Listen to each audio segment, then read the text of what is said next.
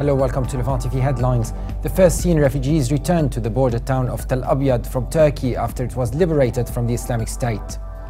Islamic State group has killed 5 policemen in a town near Iraq's biggest refinery in an attack that may help ease pressure on some of its fighters trapped in the strategically important facility. Arab airstrikes hit military targets throughout Yemen and expanded into one western province from the first time, despite peace talks in Geneva aimed at ending almost 3 months of fighting. A roadside bomb has killed an Egyptian policeman and wounded 4 others in the North Sinai provincial capital of El-Arish. Hamas says it has rejected any unilateral dissolution of the Palestinian Unity government after senior officials reported that President Mahmoud Abbas announced it would resign. Now let's have a look at the top headlines in today's newspapers in the Middle East. Starting from the Egypt Independent, which is reporting that Egypt's army said it had foiled an attack against security forces in the restive North Sinai region, killing even 7 suspected militants and destroying 2 weapon caches. The paper also reports that an activist group will hold a women's vigil with lanterns on June 21st outside the Ittihadiyya presidential palace to call for the release of young political prisoners. From Beirut, the Daily Star reports that rebels surrounding a government-held Druze village on the Syrian side of the ceasefire line on the Golan Heights after heavy fighting.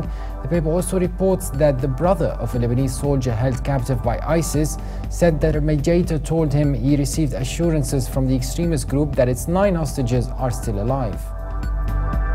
From the UAE, the Khalij Times reads reporting that an Egyptian court has sentenced deposed President Mohamed Morsi to death over a mass jailbreak during the country's 2011 uprising and issued sweeping punishments against the leadership of Egypt's oldest Islamic group.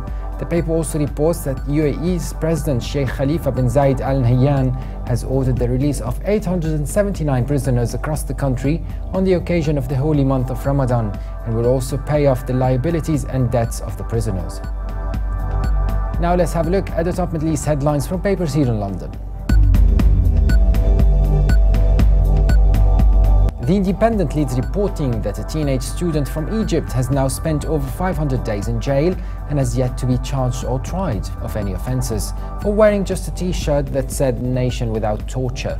19-year-old Mahmoud Mohammed Hussein, who was arrested on his way home from a protest against military rule and the Muslim Brotherhood, wore the garment to mark the 3rd anniversary of the 25th January revolution. Also from the UK, The Telegraph reports that Palestinian Authority President Mahmoud Abbas has announced that the Ramallah-based government would resign within the next 24 hours. Earlier, the Council's Secretary-General had told AFP that the government would step down within 24 hours over its inability to act in the Gaza Strip.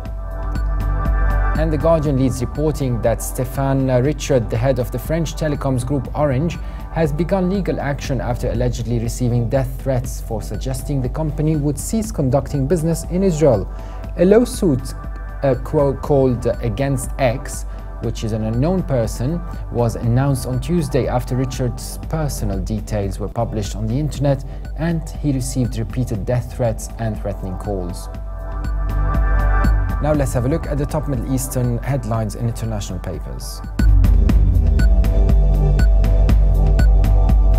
From Berlin, the Deutsche Welle reports that the delegation of Houthi rebels arrived in Geneva a day late on Tuesday after the United Nations chartered plane was stranded in Djibouti. Despite the rebels blaming their opponents for the delay and the parties having clashing agendas, shuttle diplomacy began. And finally, China's Global Times reports that the Islamic Hamas movement has rejected any unilateral formation of a new Palestinian government. Hamas's main objection revolved around forming the new government without coordination or consultation with it and other Palestinian factions. For more updates, please visit levant.tv. Thanks for watching and bye for now.